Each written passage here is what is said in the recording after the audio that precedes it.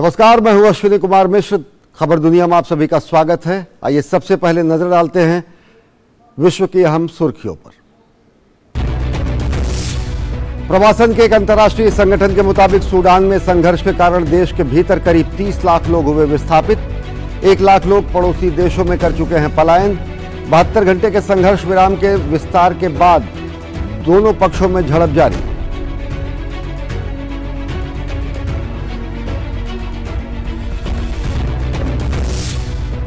हिंसाग्रस्त Sudan से 3000 से ज्यादा भारतीयों को सुरक्षित स्वदेश लाया गया। ऑपरेशन कावेरी के तहत मंगलवार को 231 भारतीय नागरिक पहुंचे स्वदेश।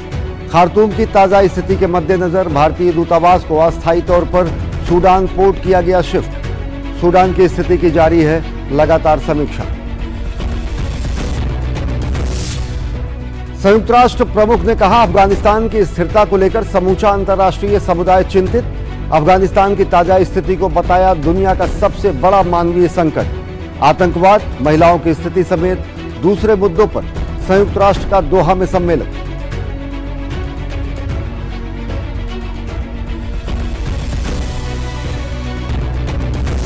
रक्षा मंत्री राजनाथ सिंह ने मालदीव दौरे पर हिंद महासागरीय देशों के बीच शांति और सुरक्षा की प्रतिबद्धता को एक बार फिर किया व्यक्त। तीव्र गति की गश्ती पोत के साथ ही जमीन से पानी पर चलने वाले, पानी से जमीन पर चलने वाले असाल्ट पोत को मालदीव राष्ट्रीय रक्षा सेना को सौंपा।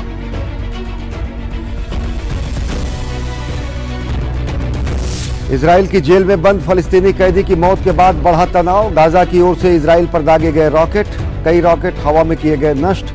किसी के हताहत होने की खबर नहीं। पिछले 86 दिनों से भूख हड़ताल पर था कैदी।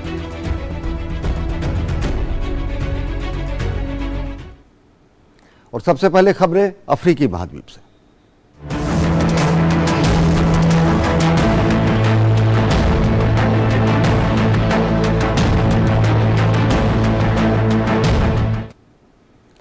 सूडान में सेना और अर्धसैनिक बलों के बीच जारी संघर्ष में 1 लाख लोग अब तक पलायन कर चुके हैं और अनुमान है कि 8 लाख से अधिक लोग देश छोड़कर भाग सकते हैं।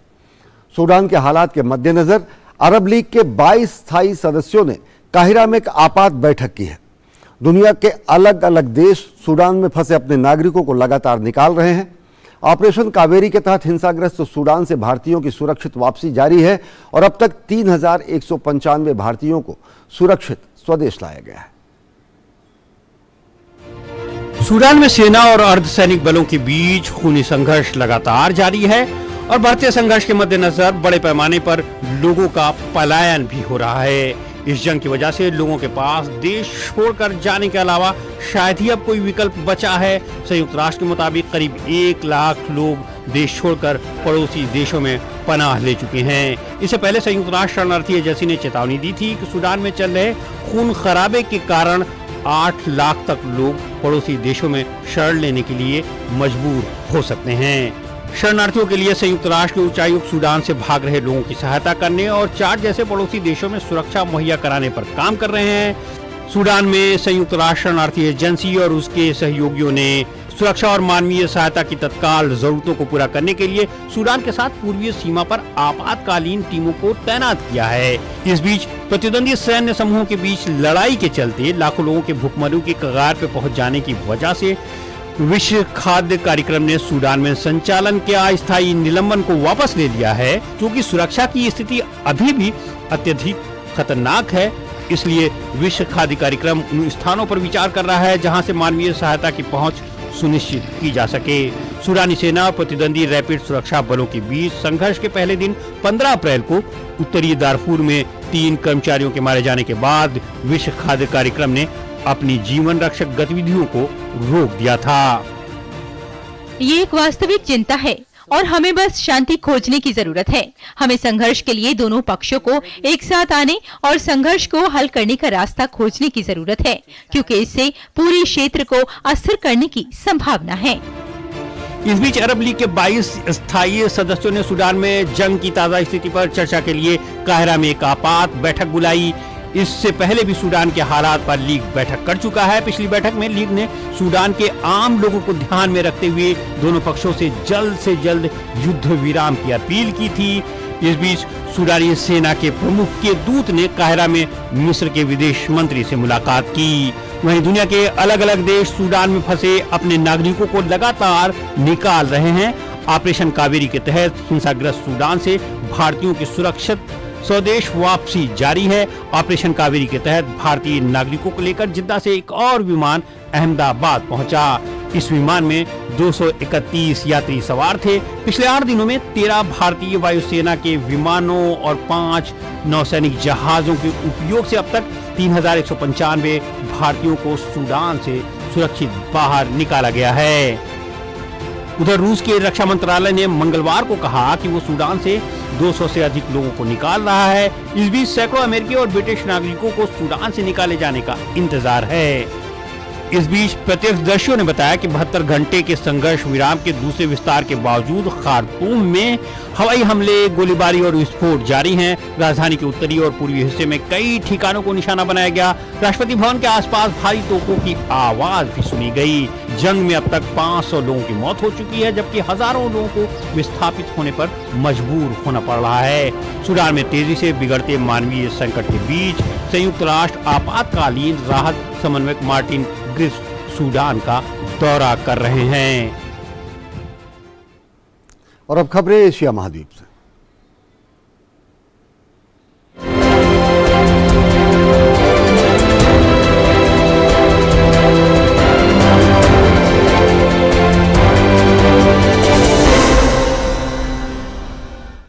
संयुक्त राष्ट्र महासचिव एंटोनियो गुटेरेस ने कहा कि अंतर्राष्ट्रीय समुदाय अफगानिस्तान की स्थिरता को लेकर बेहद चिंतित है।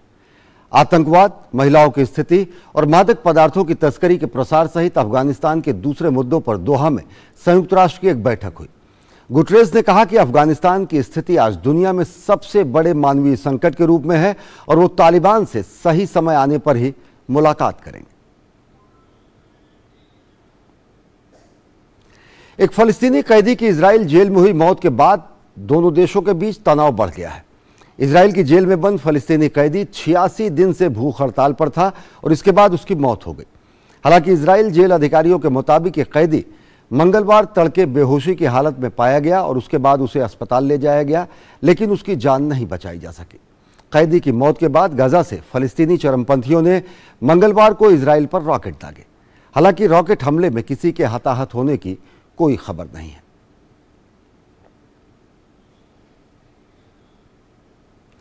रक्षा मंत्री राजनाथ सिंह ने अपने मालदीव दौरे के दूसरे दिन राजधानी माले में भारत की ओर से उपहार के रूप में मालदीव को एक तेज गश्ती पोत और लैंडिंग क्राफ्ट सौंपा। इस दौरान राजनाथ सिंह ने कहा कि भारत और मालदीव का संबंध बेहद खास है और यह पूरे क्षेत्र के लिए एक मॉडल के रूप में विकसित हुआ है। रक्षा मंत्री राजनाथ सिंह ने मालदीव दौरे पर हिंद महासागरीय देशों के बीच शांति और सुरक्षा की प्रतिबद्धता को एक बार फिर व्यक्त किया। मालदीव की 3 दिवसीय यात्रा पर पहुंचे रक्षा मंत्री राजनाथ सिंह ने राष्ट्रपति इब्राहिम सोलिह से मुलाकात की। दोनों नेताओं ने आपसी संबंधों को और मजबूत बनाने के लिए द्विपक्षीय मुद्दों पर चर्चा की। राष्ट्रपति सोलिह ने कहा कि पिछले 4 वर्षों में दोनों देशों के बीच संबंध उल्लेखनीय रहे हैं। रक्षा मंत्री राजनाथ सिंह ने मित्र देशों और क्षेत्र के साझीदारों की क्षमता निर्माण के लिए भारत की प्रतिबद्धता के अनुरूप मालदीव के राष्ट्रीय रक्षा बलों को एक फास्ट पेट्रोल वेसल जहाज और एक लैंडिंग क्राफ्ट उपहार में सौंपा। इस मौके पर मालदीव के राष्ट्रपति इब्राहिम सोलिह मौजूद थे।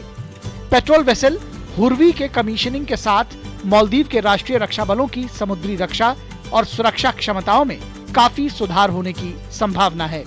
भारत और मालदीव समुद्री सुरक्षा, आतंकवाद, कट्टरपंथीकरण, समुद्री डकैती, तस्करी, संगठित अपराध और प्राकृतिक आपदाओं सहित साझा चुनौतियों का प्रभावी ढंग से समाधान करने के लिए मिलकर काम कर रहे हैं। भारत की पड़ोसी पहले नीति के साथ साथ सागर विजन तथा मालदीव की भारत पहले नीति में हिंद महासागर क्षेत्र के भीतर क्षमताओं को संयुक्त रूप से विकसित करने के लिए मिलकर काम करने की इच्छा जताई गई है। ब्यूरो इनपुट के साथ सुधीर यादव की रिपोर्ट, डीडी न्यूज। और खबरें अभी और भी, लेकिन वक्त हो चला एक छोटे से ब्रेक का। देखते रहिए खबर दुनिया की। स्वच्छ जल और नारी का संघर्ष, दोनों का सदियों से संबंध रहा। पानी तो पहले भी था, कभी कांधों पर, कभी कमर पर, कभी माथे पर, कभी आंखों में। आजादी से लेकर 70 सालों तक केवल 3 करोड़ घरों में नल से आता पानी था। फिर छिड़ा एक जल आंदोलन। प्रधानमंत्री नरेंद्र मोदी ने संकल्प उठाया जल जीवन मिशन। 3 वर्षों में 11 करोड़ से अधिक घरों में अब नल से जल पहुंचने लगा है। स्कूलों, अस्पतालों, पंचायतों, आंगनबाड़ियों, देश की सरहदों, सभी जगह पहुंचा पानी। हर घर जल। भारतीय समुद्री विश्वविद्यालय मर्चेंट नेवी और मरीन इंजीनियरिंग में उज्जवल करियर बनाने का एक सुनहरा मौका। 6 स्थानों पर आधुनिक परिसर, विश्व स्तरीय इंफ्रास्ट्रक्चर। ये सिर्फ एक करियर नहीं, ये अवसरों का सागर है। भारतीय समुद्री विश्वविद्यालय भारत सरकार के अधीन वर्ष 2023-24 के लिए प्रवेश आमंत्रित हैं। काफी टैलेंटेड है आपकी बेटी। सर बड़ी होकर इंडिया के लिए खेलना चाहती है। उसके फ्यूचर के लिए अभी से मैंने सेविंग भी स्टार्ट कर दी है। फ्यूचर की बात है तो सिर्फ उसे नहीं, आपको भी मैदान में उतरना पड़ेगा। मुझे? इनका मतलब है म्यूचुअल फंड्स के मैदान में। सिर्फ सेविंग्स नहीं, हर महीने म्यूचुअल फंड्स में भी इन्वेस्ट कीजिए। वरना आपकी बेटी तो बड़ी होगी, पर उसके लिए सेव किए हुए पैसे शायद उतने ही रह जाएंगे। सही है सर। म्यूचुअल फंड निवेश बाजार जोखिमों के अधीन है। योजना से जुड़े सभी दस्तावेजों को ध्यान से पढ़ें। ब्रेक के बाद आप सभी का स्वागत है। रुक करते हैं अमेरिकी महाद्वीप की ओर।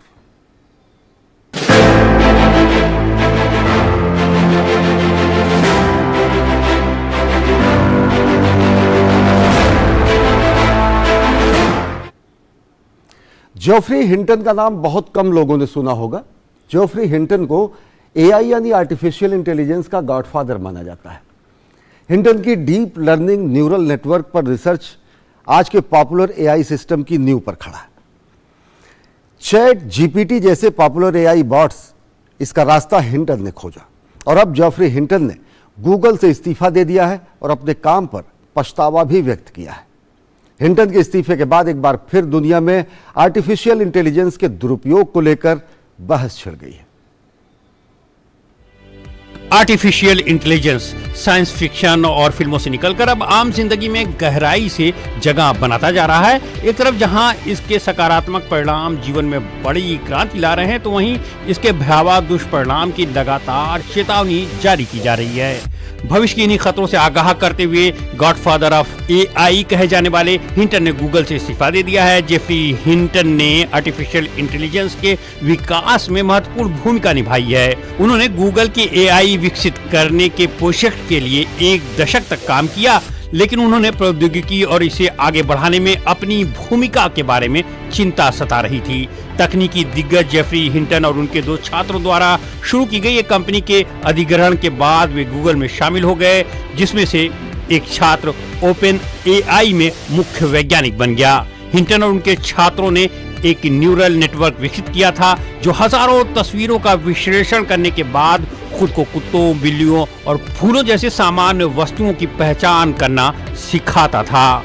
ये कार्य है जिसके कारण अंततः चैट जीपीटी और गूगल बर्ड का निर्माण हुआ। आर्टिफिशियल इंटेलिजेंस की बढ़ती लोकप्रियता और इस्तेमाल के कारण दुनिया भर में सरकारें चिंतित हैं और नियम कायदे बनाने में जुटी हैं। इस साल यूरोपीय संघ में एक समझौता हो सकता है जिसके तहत आर्टिफिशियल इंटेलिजेंस की सीमाएं तय करने के लिए कायदे कानून बनाए जाएंगे। यूरोपीय संघ में तकनीक से जुड़े नियमों के लिए जिम्मेदार मार्गरेट वेस्टागेरे ने रविवार को कहा कि ये कानून आर्टिफिशियल से जुड़ा दुनिया का पहला कानून होगा। पिछले हफ्ते ही यूरोपीय संघ के सदस्य देशों के बीच आर्टिफिशियल इंटेलिजेंस एक्ट के मसौदे पर शुरुआती सहमति बनी थी। इस मसौदे पर 11 मई को यूरोपीय संसद में वोटिंग होनी है। उसके बाद सदस्य देशों और यूरोपीय आयोग के साथ मिलकर बिल के मसौदे को अंतिम रूप दिया जाएगा। हालांकि ब्रिटेन के प्रधानमंत्री ऋषि सुनक ने कहा है कि आर्टिफिशियल इंटेलिजेंस से राष्ट्रीय सुरक्षा के जोखिमों के प्रबंधन के लिए सरकारों के पास सर्वाधिकार सुरक्षित होना चाहिए। एआई में हमारे जीवन के हर पहलू को बदलने की क्षमता है, लेकिन आपका व्यापक बिंदु बिल्कुल सही है। आप जानते हैं हमारी संप्रभु क्षमता क्या है। विशेष रूप से यह राष्ट्रीय सुरक्षा से संबंधित है, साथ ही दूसरे मुद्दे से इसका संबंध है। इसीलिए हमें कंप्यूट पावर के बारे में भी सोचने की जरूरत है। यूं तो आर्टिफिशियल इंटेलिजेंस दशकों से मौजूद है और इस क्षेत्र में गहन शोध हो रहा है, लेकिन पिछले साल ओपन एआई नामक कंपनी द्वारा जारी चैट जीपीटी और मिड जर्नी जैसे सॉफ्टवेयर आम जीवन में भी क्रांतिकारी रूप से लोकप्रिय हो रहे हैं। इन तकनीकों की बढ़ती लोकप्रियता ने सरकारों को इनकी असीमित वृद्धि के प्रति चिंता में डाल दिया है और वे इन्हें काबू करने के लिए नए रास्ते खोजने को मजबूर हुए हैं। डायनामाइट अल्फ्रेड नोबेल में बनाया, सोचा केवल पहाड़ तोड़े जाएंगे, बम बनने लगे। कलाश्निकोव ने AK-47 बनाया, एटम बम बनाने वाले ओपेनहाइमर को भी पछतावा हुआ और अब AI के निर्माता जेफरी हिंटन को भी अपने आविष्कार पर पछतावा है। और सबसे बड़ी बात यह है कि आविष्कार जो है वो निर्भर करता है कि वो कितने सुरक्षित हाथों में है। ओपेनहाइमर ने यहां तक कहा था कि मुझे ऐसा लग रहा है कि मेरे हाथ खून से रंगे हुए हैं। और दुनिया में चल रही आर्थिक मंदी का असर अब विकसित देशों पर भी साफ दिखाई दे रहा है। अमेरिका की ट्रेजरी सचिव जेनेट येलेन ने ताजा आर्थिक स्थिति पर 1 मई को राष्ट्रपति जो बाइडेन को सरकार को चेतावनी दी और एक चिट्ठी लिखी। अमेरिका की ट्रेजरी सचिव ने पत्र में लिखा कि अमेरिका को तुरंत डिफॉल्ट से बचने के लिए 31.4 ट्रिलियन डॉलर का भुगतान करना होगा। अमेरिका में अब विपक्ष इस मामले पर हमलावर हो गया है। अर्थव्यवस्था के मोर्चे पर रिपब्लिकन लगातार डेमोक्रेट्स को घेर रहे हैं। बाइडेन ने रिपब्लिकन सदस्यों से इस मुद्दे पर राजनीति न करने की अपील की है। दुनिया भर में छाई आर्थिक मंदी का असर अब अमेरिका जैसे विकसित देशों पर भी पड़ता दिख रहा है, क्योंकि सरकार के पास अब अपने बिलों का भुगतान करने और अपने कर्ज चुकाने के लिए पैसे नहीं बचे हैं। दरअसल ट्रेजरी सेक्रेटरी जेनेट येलेन ने एक दिन पहले अमेरिकी कांग्रेस को पत्र लिखकर जानकारी दी थी कि सरकार के पास बिलों के भुगतान करने लायक पैसे नहीं बचे हैं। ऐसे में अगर कोई रास्ता नहीं निकाला गया तो मई के अंतिम हफ्ते या अगले महीने की शुरुआत तक डिफॉल्ट घोषित हो सकता है। जेनेट येलेन की तरफ से ये चेतावनी भरी चिट्ठी मिलने के बाद जो बाइडेन ने कांग्रेस के 4 सदस्यों के साथ बैठक कर समस्या से उबरने के लिए काम करने पर चर्चा शुरू कर दी। राष्ट्रपति बाइडेन ने अमेरिकी प्रतिनिधि सभा के स्पीकर केविन मैककार्थी से अभूतपूर्व अमेरिकी ऋण चूक संभावनाओं का हल तलाशने के लिए आगे आने का आग्रह किया। सबसे तात्कालिक काम जो हम कर सकते हैं वो है हमारी अर्थव्यवस्था और वित्तीय प्रणाली की निरंतर निर्भरता सुनिश्चित करना है। ये सुनिश्चित करना है कि सदन के स्पीकर सरकार के साथ सहयोग करें ताकि देश ऋण चूक से बाहर निकले। राष्ट्रपति बाइडेन ने रिपब्लिकन सदस्यों से इस मुद्दे पर राजनीति नहीं करने की अपील की। अपने संबोधन में उन्होंने कहा कि अमेरिका को दुनिया के सबसे बेहतरीन अर्थव्यवस्था के तौर पर जाना जाता है, जिसका पिछले 200 वर्षों में ऋण चूक का इतिहास नहीं रहा है। अमेरिकी कांग्रेस में मौजूद कुछ रिपब्लिकन सदस्यों पर तंज कसते हुए उन्होंने कहा कि ऐसे लोग दुनिया के बीच अमेरिका को बदनाम करने का काम करते हैं। 200 से अधिक वर्षों में अमेरिका कभी भी अपने ऋण का भुगतान करने में विफल नहीं हुआ है। अमेरिका एक मृत राष्ट्र नहीं है। हमारी गिनती दुनिया के सबसे सम्मानित राष्ट्रों में होती है। हम अपने बिलों का भुगतान नियम समय पर करते हैं। मैं कांग्रेस में मौजूद कुछ रिपब्लिकन से लापरवाही भरे कदम उठाने से बचने की अपील करता हूं। अर्थव्यवस्था के मोर्चे पर रिपब्लिकन लगातार डेमोक्रेट्स को घेर रहे हैं। पिछले कुछ सप्ताह से रिपब्लिकन सदस्यों ने ऊपरी सदन में कर्ज की सीमा बढ़ाने संबंधी विधेयक पर रोड़ा अटका दिया है। इतना ही नहीं, अप्रैल में रिपब्लिकन सदस्यों ने भी सदन में एक बिल पेश कर प्रस्ताव रखा था कि अगर बाइडेन अपने हेल्थ, क्लाइमेट चेंज और सोशल प्रोग्राम जैसी योजनाओं में 14% की कटौती करने को तैयार हैं तो वो कर्ज की सीमा को बढ़ा देंगे। लेकिन राष्ट्रपति बाइडेन ने आगामी चुनाव में होने वाले नुकसान से बचने के लिए ऐसे किसी प्रस्ताव को स्वीकार करने से इनकार कर दिया। कर्ज संकट पैदा होने के पीछे दूसरा कारण अमेरिका के बजट घाटे का अधिक होना बताया जा रहा है, क्योंकि सरकार का खर्च उसकी कमाई से कहीं ज्यादा है।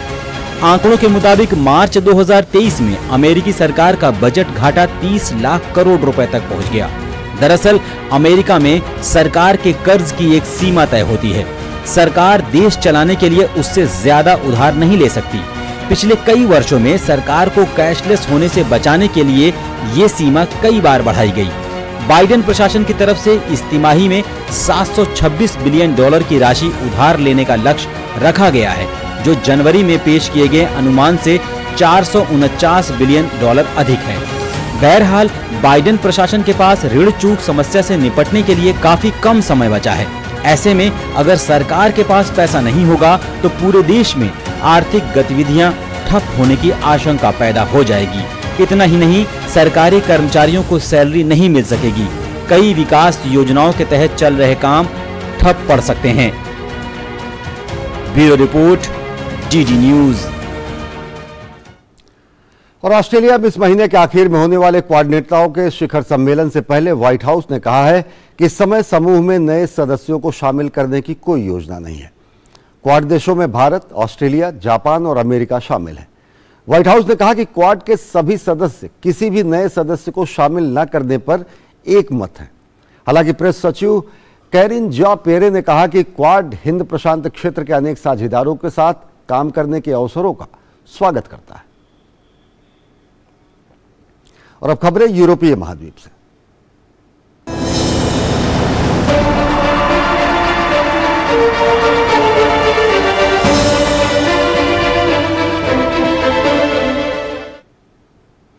रूस यूक्रेन युद्ध की तीव्रता में कोई कमी नहीं आई है। बखमुत समेत कई प्रमुख शहरों में दोनों देशों के सैनिक आमने सामने हैं।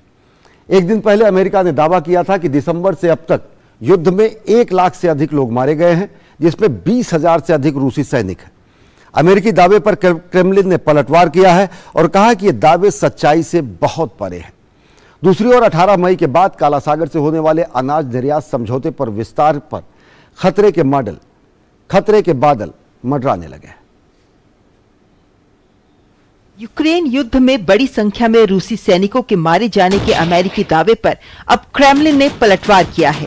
अमेरिकी दावे को खारिज करते हुए क्रेमलिन ने कहा कि बाइडेन प्रशासन के पास ऐसा कोई फॉर्मूला नहीं है जो ये साबित कर सके कि यूक्रेन में रूसी सैनिक बड़ी संख्या में हताहत हुए। दरअसल एक दिन पहले अमेरिका ने दिसंबर से अब तक युद्ध में 1 लाख लोगों के मारे जाने का दावा किया, जिसमें से 20,000 से अधिक की संख्या रूसी सैनिकों की है। हालांकि इससे पहले रूस ने सार्वजनिक मंच से सितंबर में अभियान के दौरान अपने नुकसान का खुलासा किया था, जब रक्षा मंत्री सर्गेई शोइगु ने कहा था कि संघर्ष में 5,937 रूसी सैनिक मारे गए। क्रेमलिन प्रवक्ता ने जर्मनी के उस वक्तव्य की भी आलोचना की जिसमें चांसलर ने कहा था कि यूक्रेन संघर्ष में जर्मनी की भागीदारी नहीं होगी। उन्होंने कहा कि बर्लिन के पास ये सुनिश्चित करने का कोई तरीका नहीं है कि उसने यूक्रेन को जो हथियार प्रदान किए हैं उसका उपयोग रूसी क्षेत्र के खिलाफ नहीं हो रहा है। अमेरिका के पास कोई तरीका नहीं जो युद्ध में हताहतों की सटीक संख्या बता सके। इसके अलावा डोनबास क्षेत्र में जर्मनी द्वारा आपूर्ति किए गए हथियारों का पहले से ही इस्तेमाल किया जा रहा था, जिसे रूस ने अपना घोषित किया है। हमारे इलाके को पश्चिमी देशों ने अवैध कहते हुए खारिज कर दिया है, जबकि वास्तविकता कुछ और है। इस बीच रूसी रक्षा मंत्री सर्गेई शोइगु ने अपने अधिकारियों के साथ बैठक कर पूर्वी यूक्रेन में युद्ध की स्थिति की समीक्षा की। शीर्ष अधिकारियों को संबोधित करते हुए रक्षा मंत्री ने कहा कि यूक्रेन में विशेष सैन्य अभियान के दौरान हथियार की आपूर्ति महत्वपूर्ण है, जिसे हर हाल में पूरा किया जाएगा। शोइगु ने कहा कि मॉस्को युद्ध को धार देने के लिए अपने हथियारों के उत्पादन में लगातार इजाफा कर रहा है। हालांकि रक्षा मंत्री ने हथियारों की कमी की बात तो नहीं स्वीकारी, लेकिन इतना जरूर कह दिया कि युद्ध के मैदान पर रूसी सेना की सफलता हथियारों की समय पर पुनः पूर्ति और अन्य सैन्य उपकरणों पर निर्भर करेगी। देश के नेतृत्व ने रक्षा उद्यमों को कम समय में उत्पादन की गति और मात्रा बढ़ाने का काम किया है। युद्ध के दौरान खरीदे गए मुख्य प्रकार के हथियारों की संख्या 2022 की तुलना में 2.7 गुना बढ़ गई है। उन हथियारों के लिए जो विशेष रूप से मांग में है, यह 7 गुना बढ़ गई है। हमने दुश्मनों पर प्रभावी ढंग से हमला करने के लिए पहले ही पर्याप्त गोला बारूद की आपूर्ति कर दी है। पूर्वी यूक्रेन में युद्ध की तीव्रता में कोई कमी नहीं आई है। बखमुत समेत कई प्रमुख शहरों में दोनों देशों के सैनिक एक दूसरे के सामने हैं। यूक्रेनी सेना के पलटवार की तैयारी के बीच रूस ने यूक्रेन के अलग अलग शहरों पर मिसाइलों से जोरदार हमला बोला। हालांकि यूक्रेन ने इनमें अधिकतर हमले को नाकाम करने का दावा किया। ताजा रूसी हमले में पूर्व में स्थित पावलोग्राद शहर पर रात में हुए मिसाइल हमले में 2 लोगों की मौत हो गई। हमले के बाद दर्जनों घरों में आग लग गई, जिससे इमारतों को भी भारी नुकसान पहुंचा। रूसी कब्जाधारियों को इस तरह के हर हमले का जवाब मिलेगा। आतंकवादियों की मिसाइलों ने कम उम्र के 2 लोगों की जान ले ली। हमले में घायल 40 अन्य लोगों का, जिसमें महिलाओं, बच्चों, पुरुषों का इलाज किया जा रहा है। इस बीच अनाज निर्यात समझौते के विस्तार पर खतरे के बादल मंडराने शुरू हो गए हैं। क्रेमलिन ने एक बार फिर जोर देकर कहा है कि 18 मई के बाद काला सागर से होने वाले निर्यात पर फिर से विचार नहीं करेगा, क्योंकि समझौते में रूस के कृषि क्षेत्र से संबंधित सौदे की शर्तों को पूरा नहीं किया जा रहा है। छोटे से ब्रेक का देखते रहिए खबर दुनिया की। आपकी जिंदगी में कौन जीतता है, दिल या दिमाग? दिमाग समझा रहा है घी तेल कम खाओ, तंदुरुस्त रहोगे, पर दिल ललचा रहा है। अंकल जी रोज पराठे दबाते हैं, कुछ नहीं हुआ। दिमाग मनाता है कल को ऐसी बीमारियां हो गई कुछ खा ही ना पाओ तो क्या फायदा, इसलिए आधे लड्डू से काम चलाओ। पर दिल जिद करता है खाऊंगा तो पूरा ही। इसलिए सोचिए आपकी जिंदगी में हर दिन कौन जीतता है, क्योंकि तंदुरुस्ती दिल से ज्यादा दिमाग का खेल है। आज से ही खाने में चीनी, नमक और तेल कम कीजिए।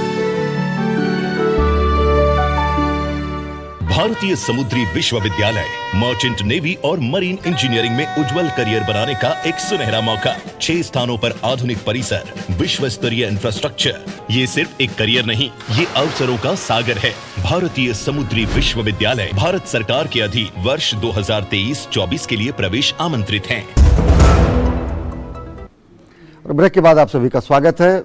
अब आइए आपको दिखाते हैं विश्व संस्कृति की एक झलक।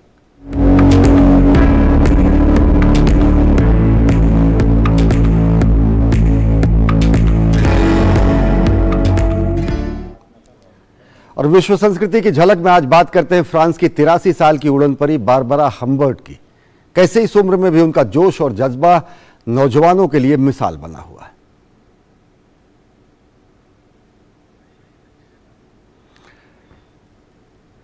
हम्बर्ट के चेहरे पर फैली मुस्कान और इनके इरादों और हौसलों को बताने के लिए काफी है कि बढ़ती उम्र की समस्या लक्ष्य को हासिल करने में रोड़ा कतई नहीं बन सकती, किसी भी सूरत में नहीं बन सकती। फ्रांस की 83 साल की बारबरा हम्बर्ट उम्र के इस पड़ाव पर भी अपने शौक को नया मकाम दे रही हैं, नई पहचान दे रही हैं, और उनका शौक है दौड़ना। कई बच्चों की दादी माँ और परदादी हम्बर्ट हर हफ्ते करीब 50 किलोमीटर दौड़कर युवाओं के लिए प्रेरणा स्रोत बनी हुई है। तो खबर दुनिया के आज के अंक में फिलहाल इतना ही। देश और दुनिया की ताजा तरीन खबरों के लिए देखते रहिए डीडी न्यूज। मुझे और हमारी पूरी टीम को दीजिए इजाजत। नमस्कार।